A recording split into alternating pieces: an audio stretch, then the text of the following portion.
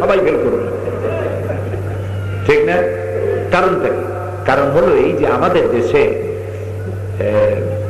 14 গোষ্ঠী মুসলমান, এখানে সেটা নয়। ইতিহাস বলে আমাদের দেশে ইসলাম আসছে ওলিউল্লাহদের মধ্য দিয়ে। আসফিয়া কেরাম, আউলিয়া কেরাম, আরব বণিকেরা ইসলাম প্রচার করতে এসেছিলেন, ব্যবসা করতে আসছিলেন। সেই সময় এদেশে অধিকাংশ ছিল অন্য ধর্মের লোক।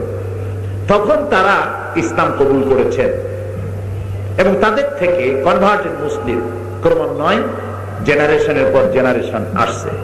এখন যারা নাকি আরব যেসব বণিকেরা আমাদের দেশে আসছিলেন, স্থল পথে যারা এসছেন, তারা এসেছেন পাকিস্তানের খাইবারের গিরিপথ দিয়ে।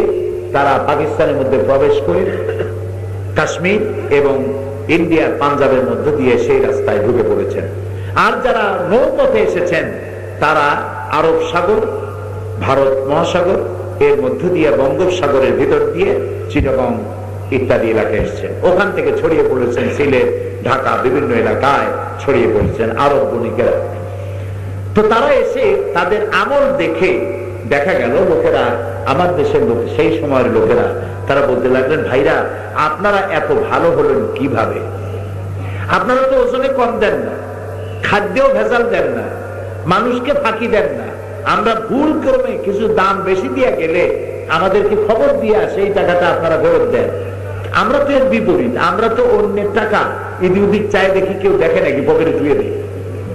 আমরা আমানতের খেয়ানত করি, আমরা মানুষের জমি জমা জবরদখল করি, মিথ্যা কথা বলি। আপনারা এত ভালো কেমনে হলেন?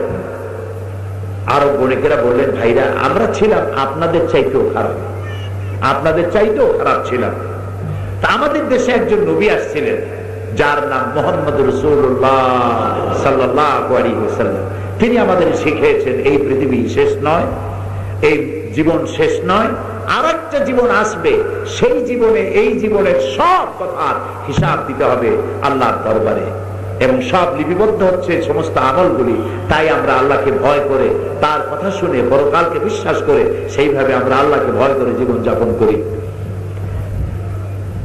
আমার দেশের লোকেরা তখন বললেন, আচ্ছা হুজুরেরা, আমরা কি আপনাদের মতো হতে পারি না? ওনারা বললেন, কেন নয়, নিশ্চয়ই পারেন, আমাদের থেকেও ভালো হতে পারেন। আপনারা পড়েন, লা ইলাহা ইল্লাল্লাহু মুহাম্মাদুর রাসূলুল্লাহ।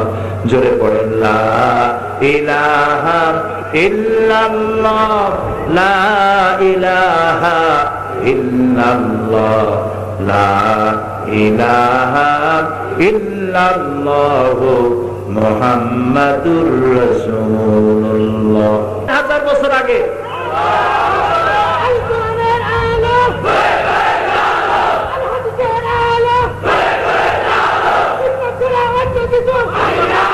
মাত্র 1500 কোটি কোটি বছরের পুরানো সূর্যের এই কোরআন হচ্ছে মাত্র 1500 বছর আগে। ওই আল্লাহ, কোন আল্লাহ? যে আল্লাহ সূর্য বানিয়েছে।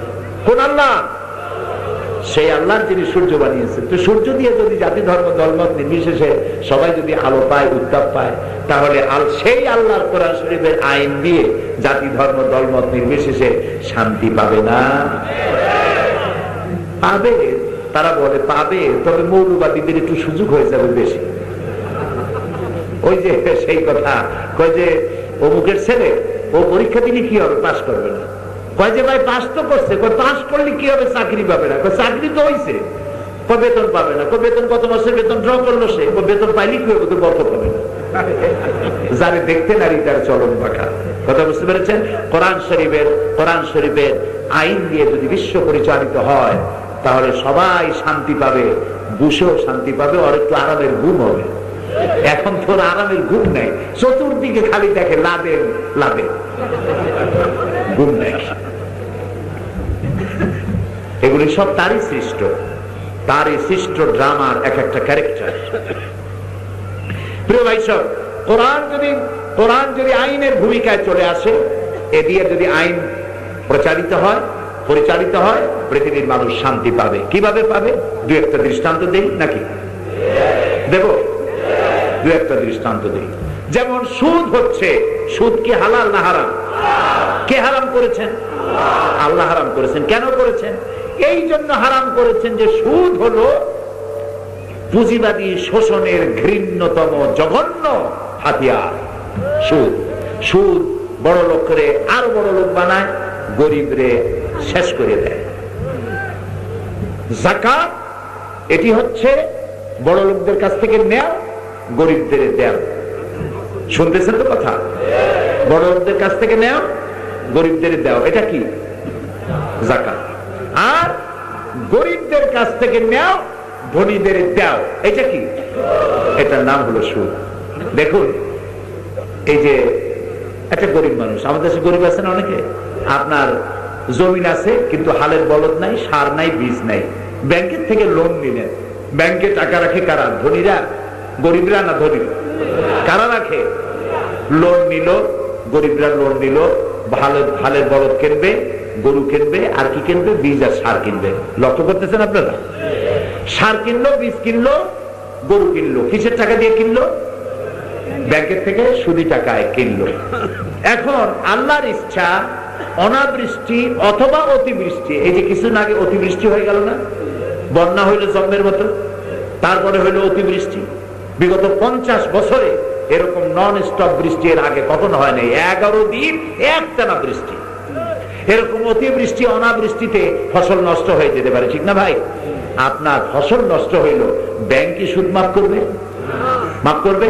করবে না। ব্যাংক আপনাকে বারবার টাকা দেবে, সুদ দাও, আমার টাকা ফেরত দাও। তখন ফেরত দিতে গিয়ে কি করবেন? আপনি গ্রেফতারি এড়াবার জন্য হালের বলদ বেচবেন, জমিন বিক্রি করবেন, বউ অথবা মায়ের হাতের শেষ সোনার চুরি গাছা বিক্রি করে ব্যাংকের টাকা পরিশোধ করলেন। আপনি ফতুর হইলেন, ব্যাংকে টাকা রাখছিল কারা? ফতাবান টাকা। আপনি ফতুর হলেন, আর ধনীরা আরো বেশি টাকার মালিক হয়ে গেল, ঠিক না ভাই? আল্লাহ তাআলা কোরআন শরীফে বলেছেন, ওয়াহাল্লাল্লাহুল বাইআ ওয়া হাররামার রিবা। আমি ব্যবসাকে করেছি হালাল, আর সুদকে করেছি হারাম। এখন এই সুদের টাকা, এই সুদ যদি বন্ধ হয়, সুদ যদি বন্ধ হয়ে যায়, তাহলে উপকৃত হবে খালি মুসলমানেরা নাকি? হিন্দুর উপকার পাবে না? কথা বলেন না কেন? হবে না উপকার? হিন্দু, বৌদ্ধ, খ্রিস্টান সব উপকৃত হবে, সবাই উপকৃত হবে। এই জন্য আমি যখন বিদেশে বক্তৃতা করি, ইউরোপ আমেরিকায় যখন বক্তব্য রাখি, সেখানে মুসলমান, হিন্দু, খ্রিস্টান, বৌদ্ধ থাকে, সেখানে আমি বলি এইভাবে যে আপনাদের মুসলমান হওয়ার দরকার নেই, আর আমাদের কোনো দুঃখ নেই যে মুসলমান আমাদের কম, তাও তো না। প্রায় 150 কোটি মুসলমান বর্তমান পৃথিবীতে। সুবহানাল্লাহ। আমি আমার ঘরই সামলাইতে পারি না, তোমার মুসলমান বানাই আমার লাগতো না, তাই না? আপনার মুসলমান হওয়ার দরকার নাই, শুধু কোরআনের আইনটা বোঝেন আর পড়েন। যদি কোরআনের আইন বিশ্বের সব রাষ্ট্রগুলি মেনে নেয়, জাতি, ধর্ম, দল, মত নির্বিশেষে সকলেই শান্তি পাবে। জিনা, জিনা, ওয়ালা তাকরাবুজ জিনা ইন্নাহু কানা ফাহিশাতাও ওয়া সা সাবিলা। আল্লাহ তাআলা বলেছেন, জিনা হলো অত্যন্ত নিকৃষ্ট, জঘন্য, অশ্লীল পাপাচার, এর কাছেও যেও না। এখন এই জেনা বন্ধ হয় কিসে? জেনার কাছে আল্লাহ জেনা করো না কথা বলেন নাই, জেনার নিকটবর্তী হয়ে না। তো জেনার নিকটবর্তী হওয়ার জন্য কতগুলি ফ্যাক্টর আছে, কারণ আছে। সেগুলি কি?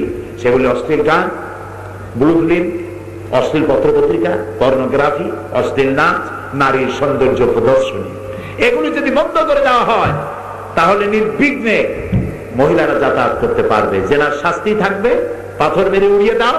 আর জেনা করতে পারে, রাস্তাগুলি বন্ধ করা হবে, বিবাহের পথকে আসান করা হবে, জেনার পথকে কঠিন করা হবে। এই আইন যদি, কোরআনের এই আইনটা যদি চালু হয়, উপকৃত হবে শুধু মুসলমান না, হিন্দু, খ্রিস্টান, বৌদ্ধ সকলেই উপকৃত হবে।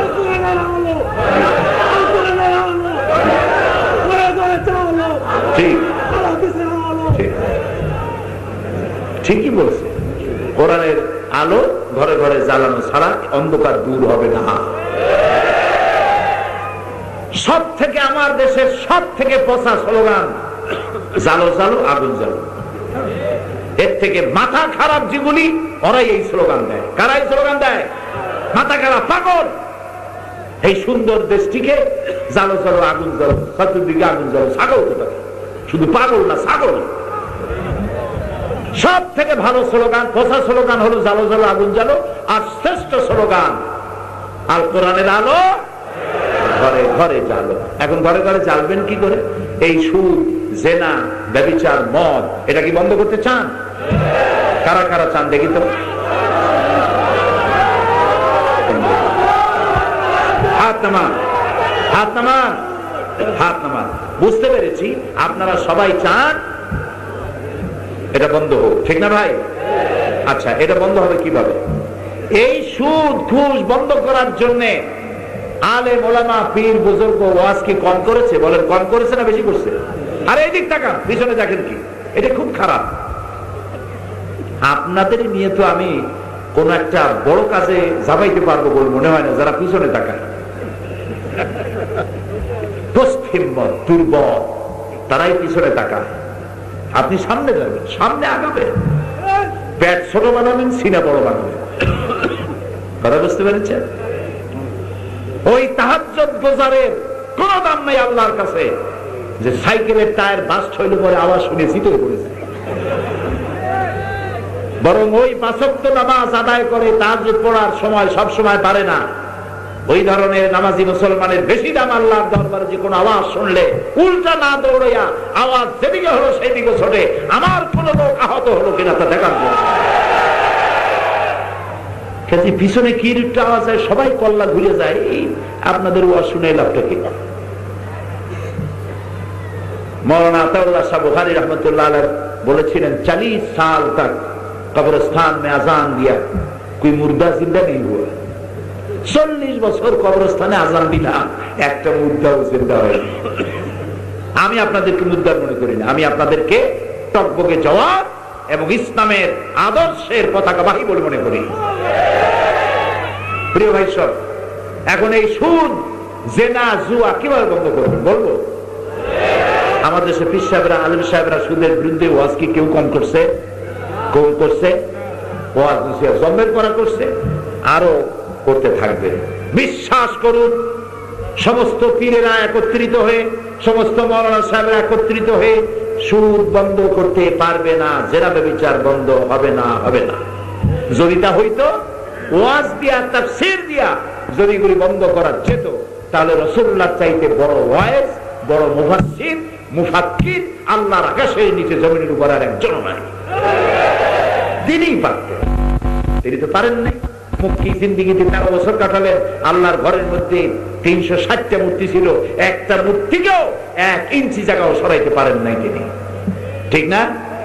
মদিনায় এলেন, এখন তিনি আর এতিম নবী নন, এখন তিনি রাসূল এবং রাষ্ট্রপ্রধান, প্রেসিডেন্ট। সুবহানাল্লাহ বলো।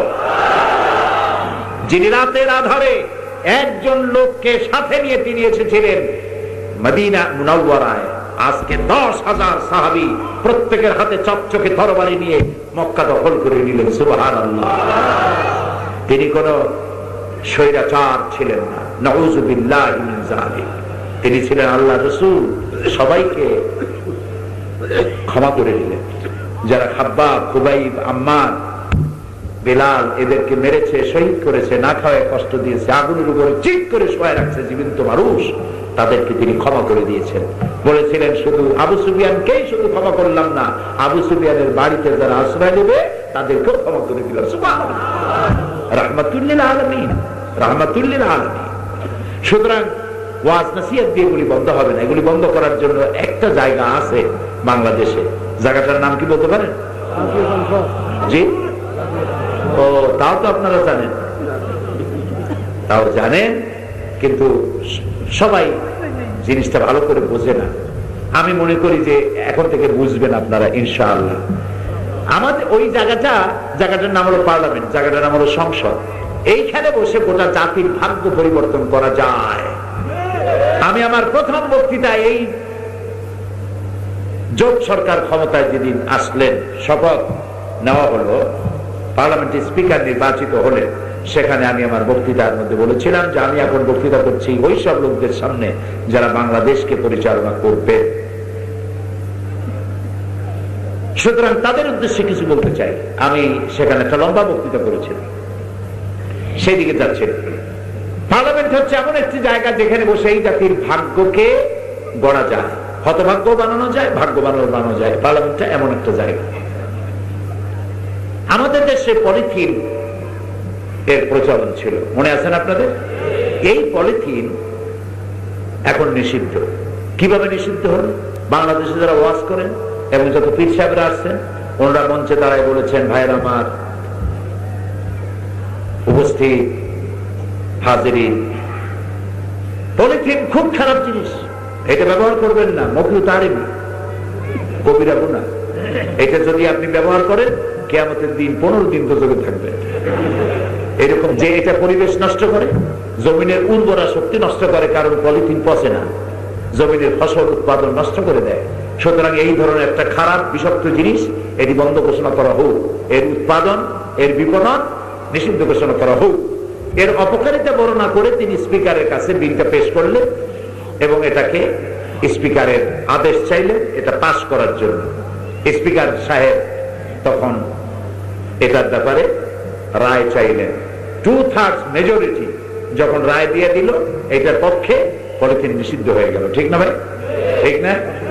এখন সুদকে যারা হারাম মনে করে, সুদ কত বড় হারাম? সুদ হচ্ছে নিজের গর্ভধারিণী মাকে বিবাহ করার মতো জঘন্য হারাম। সুদের মধ্যে 70টি গুনাহ, তার 70 গুনাহ হলো মাকে বিবাহ করা। এখন 70 গুনাহ মাথায় ঢোকে কথা?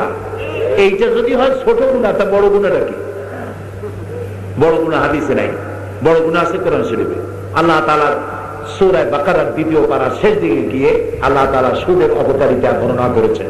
তারপরে বলেছেন, ফাইন লাম তাফআলু ফাযানু বিহারবিন মিনাল্লাহি ওয়া রাসূলিহি। এই সুদের অপকারিতা বর্ণনা করার পর আল্লাহ বললেন, এরপরেও যদি সুদ ছেড়ে না দাও, তাহলে আল্লাহ এবং রাসূলের পক্ষ থেকে যুদ্ধের ঘোষণা রইল। কি মারাত্মক কথা! আল্লাহ রাসূলের সাথে যুদ্ধ করতে পারবেন? পারবেন? সারা দুনিয়া পারবে? সামান্য 1.5 মিনিটের একটা ধাক্কা দিচ্ছেন আল্লাহ তাআলা, ওইটার নাম রাখছে সুনামি। ওইটা যদি হয় সুনামি, তাহলে দুর্নামিটা কি? সুনামিটা আসলে জাপানি কথা। এই সুনামির 1.5 মিনিটের ধাক্কায় তামিলনাড়ু, শ্রীলঙ্কা, ইন্দোনেশিয়া, মালয়েশিয়া, মালদ্বীপ ইত্যাদি এলাকা 3 লক্ষ মানুষ শেষ। 1 লক্ষ মানুষের কোনো খোঁজ নাই, খবর নাই। বাড়ি ঘর পাতার মতো উড়ে গেছে। সমুদ্র থেকে 33 ফিট থেকে 35 ফিট উঁচা হয়ে পানি এসে সব ভাসায় দিয়েছে। এ শক্তি কার? সুবহানাল্লাহ। আমার দেশে শুধু একটু পানি কম্পন হয়েছে, জল কম্পন। ওখানে হয়েছে ভূমিকম্পন, জল কম্পন দুটো একসাথে। আমার এখানে আল্লাহ তাআলা পানি কম্পন দিয়েছেন, স্থল মাটি কম্পন দেন নাই, ভূমিকম্পন দেন নাই। ওই দিন সকালবেলায় রমনা পার্কে যারা হাঁটতেছিল, মর্নিং ওয়াক করতেছে, পিছন থেকে পানি মারতেছে। পানি মারে কেটা? পিছনে তাকায় দেখে যে রমনা লেকের পানি উথাল পাতাল হচ্ছে, জুতা ফ্লাই হয়ে নিচে দৌড় সবাই, মনে করছে বুঝে ধরছে। প্রিয় ভাই সব, এইখানে পানিতে যে কম্পনটা হয়েছিল, পুকুরে যে কম্পন হয়েছে, এই কম্পনটা যদি মাটিতে হতো, বাংলাদেশের অপরিকল্পিত বানানো শহরগুলি তাসের ঘরের মতো ভাঙ্গা চুরমার হয়ে যেত। আল্লাহ তাআলা এই আযাব থেকে রক্ষা করেছেন, আলহামদুলিল্লাহ বলে। সুতরাং আল্লাহ বলছেন, আল্লাহ এবং রাসূলের পক্ষ থেকে যুদ্ধের ঘোষণা রইল। কি মারাত্মক কথা! পার্লামেন্টে সুদ বিরোধী 2/3 মেজরিটি, জেনা বিরোধী, সুদ বিরোধী লোক যদি পাঠাইতে আপনারা পারেন, মাওলানা সৈয়দ কামালউদ্দিন জাবরি সাহেবের মতো আলেম যদি পার্লামেন্টে যান এবং এই জাতীয় সুদকে হারাম মনে করে, এই জাতীয় লোকদের সংখ্যাধিক্য যখন হবে, 2/3 যখন হবে, তখন একজন দাঁড়িয়ে বলবেন, মায়ের সাথে মাকে বিবাহ করার মতো জঘন্য গুনাহ সুদ, পুঁজিবাদী শোষণের ঘৃণ্যতম হাতিয়ার এই সুদ, এই সুদকে নিষিদ্ধ ঘোষণা করা হোক বাংলাদেশে। এই বিল উত্থাপন করা হবে। স্পিকার সাহেব তখন বলবেন, সংসদের সামনে এখন প্রশ্ন হচ্ছে, সুদ মাকে বিবাহ করার মতো জঘন্য হারাম, পুঁজিবাদী শোষণের ঘৃণ্যতম হাতিয়ার, এই সুদকে নিষিদ্ধ ঘোষণা করা হোক। এই প্রস্তাবের পক্ষে যারা আছেন তারা হা বলুন। আরে ভাই, এটা তো পার্লামেন্ট না, ওই জায়গায় কথা বলছে, উনি বলবেন হ্যাঁ, তখন 2/3 মেজরিটি তারা বলবে হ্যাঁ, তিনি বলবেন হ্যাঁ জয়যুক্ত হয়েছে, হ্যাঁ জয়যুক্ত হয়েছে। কয়বার বলবেন? 3 বার। পরের দিন থেকে সোনালী, পুবালী, রুবালী যত ব্যাংক আছে এই ব্যাংকের সুদ বন্ধ হবে নাকি হবে না বলো? সুতরাং এই দেশকে যদি সুদ মুক্ত করতে চাই, জিনা মুক্ত করতে চাই, এই দেশকে যদি সুন্দরভাবে পরিচালিত করতে চাই, তাহলে কোরআনের আইনের কোন বিকল্প নাই। সুবহানাল্লাহ বলেন। সেই কোরআনের আইন আসার জন্য সন্ত্রাস নয়, ইসলাম সন্ত্রাসে বিশ্বাসী নয়। আমার দেশে কিছু কুলাঙ্গার দল তৈরি হয়েছে, এই যে জামাতুল মুজাহিদিন, কিসের ইংরেজি ভাই, তারপরে হরকতুল জিহাদ, হিজবুত তাহরীর, জুমরাতুল মাসাকিন, কি গুলা আমরা জিন্দেগিতে নাম শুনি নাই। আমি গত 2-3 বছর বলে আসতেছি, এই জাতীয় লোক, এই দলের লোক যেখানে পাও ধরিয়ে গরুর দড়ি দিয়া বান্ধা পুলিশে সুপর্দ করে দাও। যারা ইসলামের নামে সন্ত্রাস করে, দাড়ি টুপি মাথায় রেখে বোমা তৈরি করে, এরকম লোক আছে কিনা আমি জানি না। যদি থাকে তারা জাতির দুশ্মন, মানবতার দুশ্মন, ইসলামের দুশ্মন, আল্লাহর দুশ্মন, রাসূলের দুশ্মন। এদেরকে গ্রেফতার করা হোক এবং প্রচন্ড শাস্তি তাদেরকে দেওয়া হোক। কিন্তু যারা নিজেরা অন্যায় করিয়া আলেম ওলামাদেরকে মাদ্রাসার উপরে দোষ চাপাই দিবেন আর নিজেরা তুলসী পাতা হবেন, ধোয়া তুলসী পাতা, এই শয়তানি ওই দেশে চলবে না ইনশাআল্লাহ। এই মাদ্রাসাগুলি হচ্ছে বাংলাদেশে ইসলামের লালনাগার, ইসলামের সূতিকাগার, ইসলামকে বাঁচায় রেখেছে মাদ্রাসাগুলি। আলহামদুলিল্লাহ, জোরে বলেন আলহামদুলিল্লাহ। সুতরাং এই মাদ্রাসাগুলি, এগুলি কারো বাপের টাকা দিয়ে চলে না, এই মাদ্রাসাগুলি পরিচালিত হচ্ছে জনগণের টাকা দিয়ে। বিশেষ করে বর্তমান জোট সরকার মাদ্রাসা শিক্ষার প্রতি যথেষ্ট অনুরাগী এবং সহযোগিতা গভর্নমেন্ট করছে, আলহামদুলিল্লাহ বলে। গত 5 বছরে 252টি মাদ্রাসা তারা বন্ধ করেছিল। এ কথা কি মানায় বলল না? ঠিক বলেছে, 252টি মাদ্রাসা বন্ধ করেছে মাত্র 1 বছরে। যে বছর তারা ক্ষমতা থেকে বিদায় হবে সেই বছর জানুয়ারি 1 থেকে 30 জুন পর্যন্ত 26,000 আলেমদেরকে পাবলিক সিকিউরিটি অ্যাক্টে গ্রেফতার করে কয়েকখানার ভিতরে নিয়ে তাদের উপরে জুলুম করেছে, অত্যাচার করেছে, নির্যাতন করেছে। আমি পার্লামেন্টে বলেছি, এই যে বোমা, এই বোমা সংস্কৃতি কোথেকে শুরু হয়েছে? তাদের আমল থেকে। 1998 সনে যশোরের উদিসি থেকেই তারা এর যাত্রা শুরু করেন। তারপরে পল্টনে, এরপর রমনায় বোমা বিস্ফোরণ হলো। আধা ঘন্টার ভিতরে ব্যানার নিয়ে মিছিল শুরু হয়ে গেল। মৌলবাদীরা, ইসলামপন্থীরা এই কাম করছে। মানুষে আপনারা বোকা বানাইতে চান? একটা ব্যানার লিখতেও তো 1 ঘন্টা সময় লাগে, শুকাইতেও তো আরো আধা ঘন্টা সময় লাগে। ওদের ব্যানারও তৈরি থাকে, বিবৃতিও তৈরি থাকে। আল্লাহ আছেন, ওমাকারু ওয়ামাকার আল্লাহ ওয়াল্লাহু খায়রুল মাকিরিন। মহা কৌশলী কে? আল্লাহ তাআলা। বোমা সংস্কৃতি তারা করেছে। কোটালীপাড়া হোক আর সেই কি বলে গোপালগঞ্জ, তারপরে নারায়ণগঞ্জ, ময়মনসিংহ, ঢাকা, খুলনা, বিভিন্ন জায়গায় যত বোমা পড়েছে সেই বোমার সিলসিলা এখন পর্যন্ত চালু করে দিয়ে মানুষকে কষ্ট দিচ্ছে। যারা এই বোমা হামলা করে, যারা সন্ত্রাসী তৎপরতা করে, আল্লাহর কাছে আমরা ফরিয়াদ করবো আজকের মাহফিলে, আল্লাহ তাআলা এই শয়তান, বোমা যারা মারে তারা শয়তান, বোমা যারা মারে তারা কি?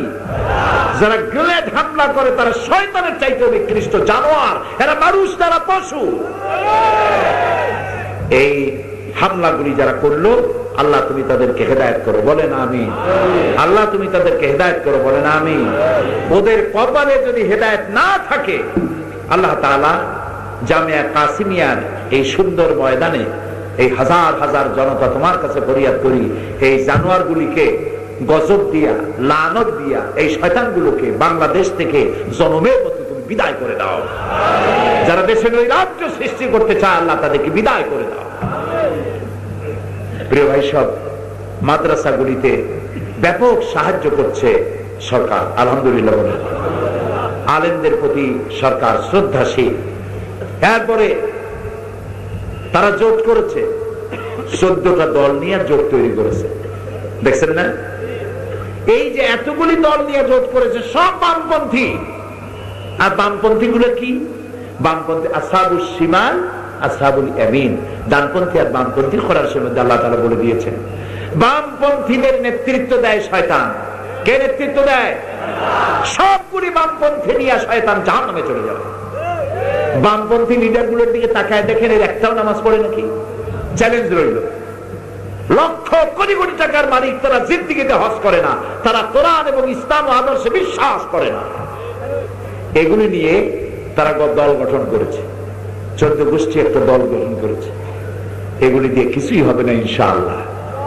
বলেন ইনশাআল্লাহ। আমরা এগুলারে চিনি। এই বাম দলগুলি 2001 সালে বাংলাদেশের 146টি সিটে তারা প্রার্থী দিয়েছিল। শুনতেছেন কথা? 146টি 146 সিটে ক্যান্ডিডেট দিয়ে 143টা সিটে তাদের সকলে বেইজ্জতির সাথে জামানত বাজেয়াপ্ত হয়েছে। এইসব দল নিয়ে একটা গণনির্বাচিত সরকারকে ওনারা ঠেলা দিয়ে ফেলায় দিতে চান। মনে হয় পদ্মার পাড়ে শিকড় শূন্য সরকার, একটি কলা গাছের মতো ওনারা বুলি অঙ্গুল দিয়ে ঠেলা দেবে, কলা গাছটা সিটে পড়ে যাবে। এত সহজ নয়। আলহামদুলিল্লাহ বলেন, এত সহজ নয়। ইনশাআল্লাহ এই জোট সরকার আগামী 2007 সালের নির্বাচনে আরো একবার ক্ষমতায় আসবে ইনশাআল্লাহ। সেজন্য চাই ঐক্যবদ্ধ ভাব নিয়ে, ঐক্যবদ্ধ হয়ে এগিয়ে আসা এবং বাংলাদেশকে পৃথিবীর শ্রেষ্ঠ দেশে পরিণত করার জন্য চেষ্টা চালানো। আমাদের দেশে আলহামদুলিল্লাহ এখন আল্লাহর দ্বীনের প্রচার প্রসার অনেক বিস্তার লাভ করেছে। এই যে জামিয়া কাসিমিয়া, বলেন আলহামদুলিল্লাহ। এই জামিয়ার সুনাম সৌদি আরব, কুয়েত, কাতার, ইজিপ্ট সব জায়গায় ছড়িয়েছে। এখানকার ছাত্ররা জাতিসংঘ পর্যন্ত পৌঁছে গেছে আলহামদুলিল্লাহ বলেন। আরবিতে, ইংরেজিতে তারা বক্তব্য রাখতে পারে। নকলবিহীন পরীক্ষা হয় কোথায়? যদি এর উপরে কোনো প্রশ্ন হয় তাহলে বলতেই হবে জামিয়া কাসিমিয়া তামিরুল মিল্লাত। এই কথা সত্য না অসত্য? সত্য না অসত্য?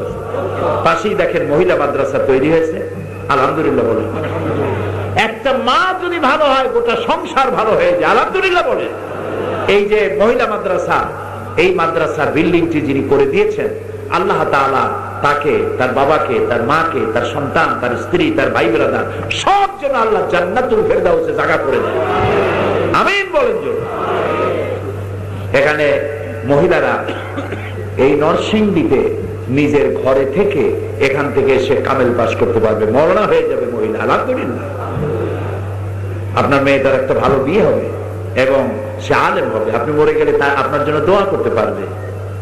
মানুষ তো লাভের দিকে ঝোঁকে বেশি। কত দেখি মানুষ কোন দিকে লাভ দেয়? নোকসানের দিকে না লাভের দিকে? লাভটা মানুষ খুব ভালো বোঝে। ওই গ্রামে বলে যে হিসাব জানে না কিন্তু কম দিলে বুঝে। আসলে এরকম লোক হিসাব জানে না, কম দিলে ঠিক পায়, ঠিক পায়। তো লাভের দিকে মানুষ ঝোঁকে বেশি।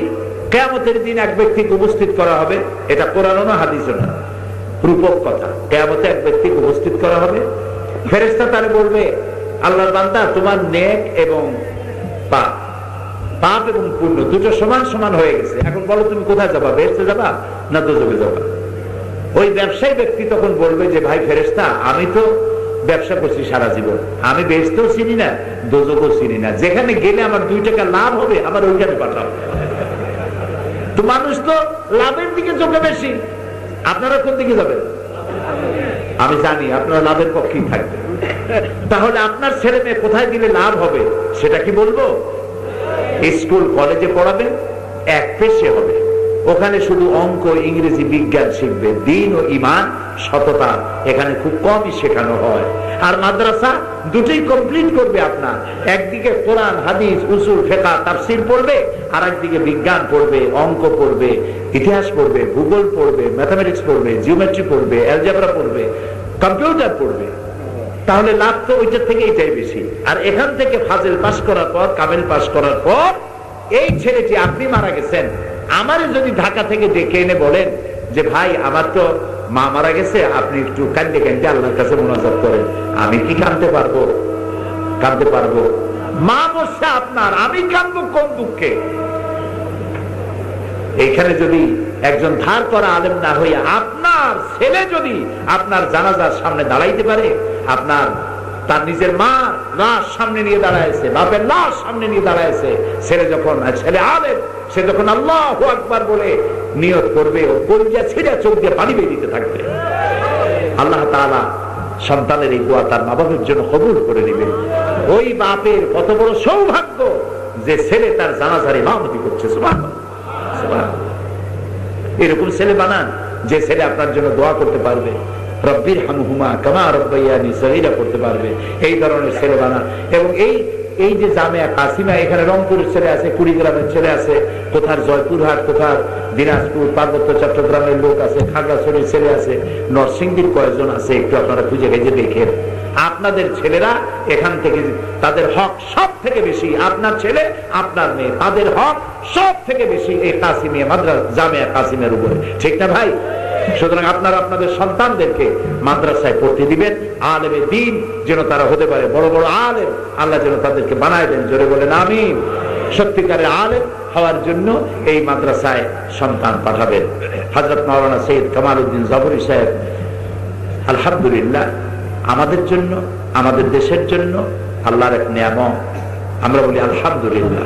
আল্লাহ তাআলা তাকে হায়াতে তাইয়্যিবা এবং সেহাতে কুল্লিয়া দান করুন। তার জীবন যৌবন সবটা জামিয়া কাসিমের জন্য উৎসর্গ করে দিয়েছেন তিনি। আল্লাহ তাকে যথেষ্ট যোগ্যতা দান করেছেন। এই যোগ্যতা দিয়ে নিজের পেটের খেদমত যদি করতে চাইতেন, গুলশানে 2-4টা বাড়ি বানানো তার জন্য অসম্ভব কিছুই না। যথেষ্ট ভক্ত আল্লাহ তার দিয়েছেন। তিনি সম্পূর্ণ চেষ্টা করে, কষ্ট করে এই বিশাল কাজ করছেন। এই বিশাল খেদমতে যারা জড়িত, তারাই জড়িত থাক। আপনার আমার নামটাও এর সাথে জড়িত থাকা উচিত, ঠিক কিনা বলেন? ইউসুফ আলাইহিস সালামকে যখন বিক্রি করা হচ্ছিল বাজারে, তখন তো সবাই টাকা পয়সা নিয়ে আসছে। এক বুড়ি নাকি গেছিল একটা দড়ি নিয়ে। লোকেরা কয় যে তুমি এটা নিয়ে আসছো, তুমি কি পাগল? রাজা বাচ্চারা যেখানে ইউসুফ আলাইহিস সালামকে কিনতে আসছে, তুমি আসছো কি? তুমি কি কিনবা? তোমার পয়সা আছে? কয় যে না, আমি যে কিনতে পারবো না, এটা আমি খুব ভালো জানি। আমি আসছি এই জন্য, ইউসুফকে যারা কিনতে আসবে খরিদ্দারের মধ্যে ইতিহাসে আমার নামটাও যেন থাকে, সেই জন্য আমি আসছি। আমি তো কিনতে পারবোই না। সুতরাং এই জামিয়া কাসিমিয়া যারা দান করেছিলেন, কিয়ামতের দিন তাদের পজিশন আল্লাহ ইনশাআল্লাহ অনেক অনেক বড় পজিশন আল্লাহ তাদেরকে দান করে দিবেন। সেই জন্য ওই পজিশনের মধ্যে আপনার নামও থাকুক, আমার নামও থাকুক, সেই জন্য আপনারা প্রাণ খুলে এটার জন্য সহযোগিতা করবেন। কাজ এখনো শেষ হয় নাই, বহু কাজ এখনো বাকি। এই জামিয়ার বহু কাজ বাকি। এখন বিশ্ববিদ্যালয় হতে যাচ্ছে, আলহামদুলিল্লাহ বলেন। প্রধানমন্ত্রী দেশ নেত্রী বেগম খালেদা জিয়া তিনি পরিষ্কার বলেছেন ওনাকে তিনি বিশ্ববিদ্যালয় দেবে, আলহামদুলিল্লাহ বলেন। এইরকম একটা আসতে আলহামদুলিল্লাহ বললেন।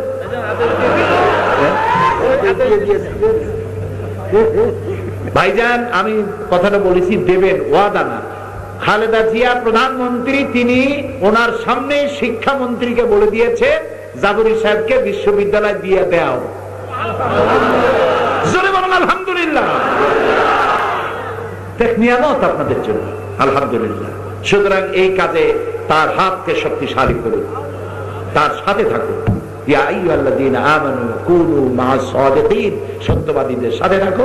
তার মতো একজন সাইয়্যিদ আলেমে সাহেব ইলম, সাহেব বসীরত, সাহেবুর রায়, এরকম একজন আলেমের সাথে থাকুন। এবং আল্লাহর কাছে আমি তো দোয়া করতে থাকি, আল্লাহ তাআলা তার সাথে আমরা যেন সবাই, তুমি যেদিন তোমার দরবারে দাঁড়াতে হবে এতিম কাঙ্গাল অবস্থায়, যেদিন কেউ উপায় থাকবে না, যেদিন মা তার সন্তানকে পরিচয় দিবে না, সমস্ত নবীরা নাফসি নাফসি করবে, আল্লাহ সেই দিনে জামিয়া কাসিমার উলামাদের সাথে আমরা যেন একসাথে হাসরে উঠতে পারি এবং তোমার নবী যেন আমাদেরকে সুপারিশ করেন এবং এক জান্নাতে থাকতে পারি। আল্লাহ তুমি দয়া করে এই দোয়াটা কবুল করে নিও।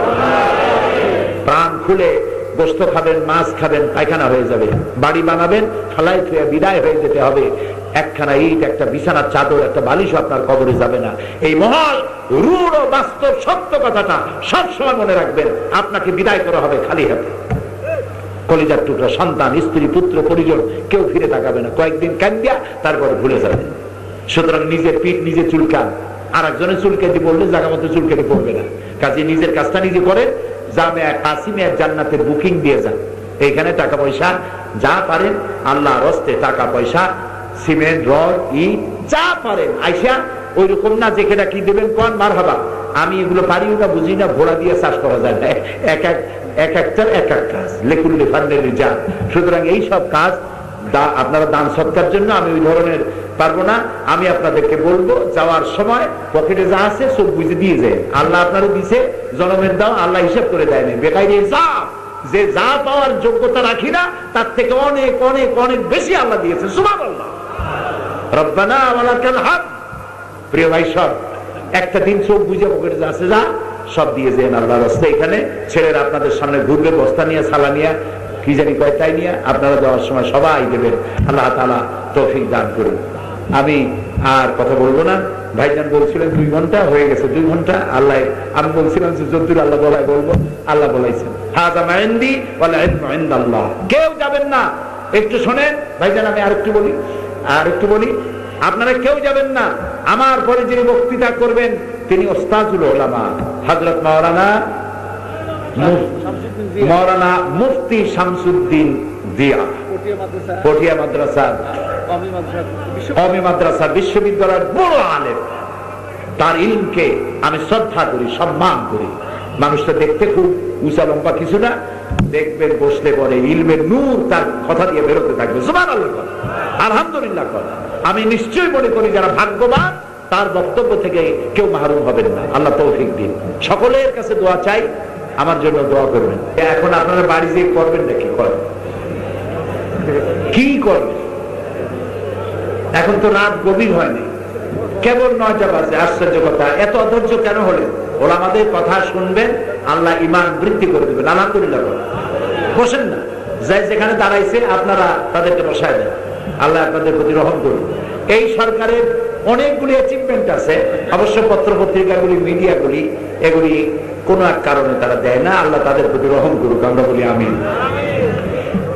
একটা বড় উল্লেখযোগ্য ঘটনা হচ্ছে যে ফাজেলকে ডিগ্রির মান আর কামেলকে মাস্টার্সের মান এই সরকার দেওয়ার সকল ব্যবস্থা সম্পন্ন করে ফেলেছে। আলহামদুলিল্লাহ বলেন, আলহামদুলিল্লাহ বলেন। আপনার ছেলেরা মেয়েরা মাদ্রাসা থেকে পাশ করে টিউন হতে পারবে, ম্যাজিস্ট্রেট হতে পারবে, ওসি হতে পারবে, ডিসি হতে পারবে, ডেপুটি সেক্রেটারি হতে পারবে, আস্তে আস্তে প্রশাসনিক বিভাগে ক্রমান্বয়ে সেক্রেটারি পর্যন্ত হয়ে যেতে পারবে। আলহামদুলিল্লাহ। এটি একটি বিরাট অ্যাচিভমেন্ট। সুতরাং সরকারের জন্য দোয়া করা দরকার। বসেন, মোনাজাতে অংশ নেন এবং বস্তা ভরিয়ে টাকা দিয়ে দেন জামিয়ার জন্য। আর ওয়াজ না শুনে কেউ যাবেন না। বড় বড় আলেম আছেন যারা ওয়াজ করবেন। আল্লাহ ربنا ظلمنا أنفسنا وإن لم تغفر لنا وترحمنا لنكونن من الخاسرين। আয় আল্লাহ তাআলা, হাজার হাজার মুসলমান নরনারী দীর্ঘক্ষণ তোমার দ্বীনের কথা আমরা শুনেছি। আল্লাহ দয়া করে আমাদের তামাম জিন্দেগীর গুনাহ খাতাকে মাফ করে দাও। আমাদের মা বাপ মুরব্বী যারা কবরে শুয়ে আছে, কবরগুলিকে জান্নাতের টুকরায় পরিণত করে দাও। রব্বির হামহুমা কামা রব্বায়ানি সগীরা। পড়েন সবাই, রব্বির হামহুমা কামা রব্বায়ানি সগীরা। আয় আল্লাহ তাআলা, তাম পৃথিবীতে মুসলমানেরা যত জায়গায় বিপদে আছে, বিপদগ্রস্ত মুসলমানদেরকে আল্লাহ দয়া করে তুমি সাহায্য করো। আল্লাহ তাআলা জামিয়া কাসিমিয়ার জন্ম লগ্ন থেকে যারা এর সঙ্গে জুড়ে ছিলেন বিভিন্ন ভাবে, তাদের মধ্য থেকে আজ যারা পৃথিবীতে নাই, আল্লাহ তাআলা তাদের কবরগুলিকে আল্লাহ তুমি জান্নাতের নূর দিয়ে মুনাওয়ার করে দাও। রব্বুল আলামিন হযরত মাওলানা জাফরি সাহেবকে আল্লাহ তুমি দয়া করে হায়াতে তাইয়্যিবা সেহাতে কুল্লিয়া দান করে দাও। আল্লাহ তাআলা পূর্ণাঙ্গ বিশ্ববিদ্যালয় বানাবার তৌফিক দান করে দাও। এই পথে যত রুকাওয়াত আছে আল্লাহ সব দূর করে দাও। এজন্য যা কিছু প্রয়োজন গায়েব থেকে আল্লাহ তুমি মদদ দান করো। এই জামিয়ায় বড় বড় বিল্ডিং মুখলিসুর রহমান সাহেব সহ যারাই বড় বড় দান করেছেন, ছোট দান করেছেন, যেভাবে পেরেছেন প্রত্যেকের দান তোমার দরবারে মঞ্জুর করে নাও। আল্লাহ তাআলা আমাদের যার যে দিলের নেক মাকাসিদ আছে আল্লাহ তুমি পুরা করে দাও। মানিক মিয়া অসুস্থ, আল্লাহ তাআলা তুমি তাকে সুস্থ করো। এখানকার এমপি তিনিও অসুস্থ, আল্লাহ তাকেও তুমি সুস্থ করো। যত অসুস্থ লোক আছে আল্লাহ তাআলা তাদেরকে তুমি দয়া করে সুস্থতা দান করে দাও। আল্লাহুম্মা ইশফি মারদানা, আল্লাহুম্মা ইশফি মারদানা, আল্লাহুম্মা ইশফি মারদানা, আল্লাহুম্মা জাআলনা মিনাত তাওয়াবিন ওয়াজআলনা মিনাল মুতাতাহহিরিন ওয়াজআলনা মিন ইবাদিকাস সালিহিন ওয়াজআলনা মিনাল্লাযিনা লা খাউফুন আলাইহিম ওয়া লা হুম ইয়াহজানুন। আল্লাহ তাআলা এই জামিয়া কাসিমিয়ার উস্তাদবৃন্দকে আল্লাহ ভালো স্বাস্থ্য দাও, বেশি করে আরো ইলম দাও, যাতে করে তারা ছাত্রদেরকে আরো সুন্দর পাঠ দান করতে পারে। আল্লাহ তাআলা এই জামিয়া থেকে যত ছেলে মেয়ে পরীক্ষা দেবে প্রত্যেক পরীক্ষায় তাদেরকে ভালোভাবে নকল মুক্ত ভাবে ভালো করে পাশ করায় দিও। এই জামিয়া কাসিমিয়া থেকে তাওহীদের আলো সারা বিশ্বব্যাপী ছড়ায় দিও আল্লাহ তাআলা। এখানকার আলেমদেরকে সারা দুনিয়া তুমি ছড়িয়ে দিও। রব্বানা تقبل منا إنك أنت السميع العليم وتب علينا إنك أنت التواب الرحيم سبحان ربك رب العزة عما يصفون وسلام على المرسلين والحمد لله رب العالمين واجعل آخر كلامنا عند الموت لا إله إلا الله محمد رسول الله.